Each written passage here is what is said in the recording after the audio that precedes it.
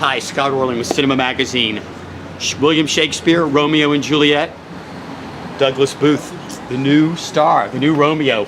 I was about to say to step into those shoes, but I think they're actually like slippers or something totally different. They were boots. They were really awesome boots. I mean, boots. they're all sort of made, yeah, they're handmade in Italy, and they were gorgeous. We've seen so many incarnations of this character over the years.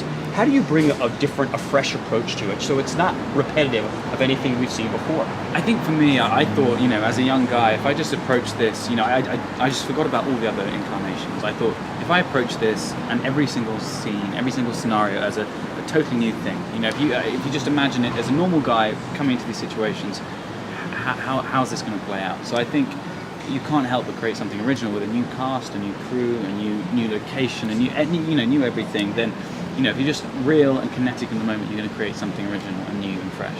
And it's interesting too, that a lot of the other versions of Romeo and Juliet were shot on sound stages. You actually went to Italy. Yeah. When you're ingrained in the earth of the story, how much does that like embellish some aspects of your character? It embellishes it hugely. It's such a big help. I mean, to actually be in Rome, to be in Verona, to be in Mantova, it's huge. It lends a huge amount to the story and to us as actors. It's a huge help. So to be in these places, I think in this film, the locations play a huge part of it, and they really helped us as actors. The sounds of Los Angeles were far away from Verona. It really does help you. So it sort of just makes you feel alive and real in that moment. Really immerses you within inside. And you know, I just want to take you back when you were auditioning. What were they looking for? I mean, is there an essence of what Romeo is? Oh, I don't know.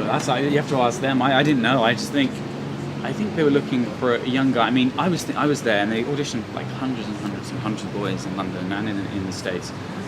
And I suppose, you know, I was thinking, well, why are they going to give it to me? I know friends who have done this at the Globe Theatre in London, and they played Romeo, and they know how to do it amazingly. And I thought, actually, no, they're going to come for someone like me who hasn't played on stage before. I don't bring any baggage with me. I'm just bringing, just a very naturalistic style and just a very truthful being to this character, anew.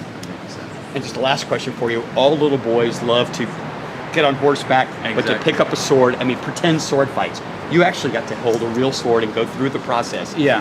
How cool was that? Very cool, very cool. I mean, I love to ride. I've loved to ride for a long time, but it was amazing to be in Italy and to be like galloping through the Italian countryside. I had this most beautiful horse. It was called King. It was like a Ferrari. It was like a Ferrari of horses, and he would just go. So it was so much fun, and there's a huge amount of freedom of being in the most beautiful Italian countryside and just going for it, and then jumping off and getting out your sword and having an amazing sword fight. So it was good fun. So now, if anybody asks you, do you have a Ferrari? Yes, you do. It's a four-legged Ferrari, but it's a Ferrari. Douglas, thank you so much. Cheers. Appreciate Thank it. you so much. And this is Scott Orlin. Until next time.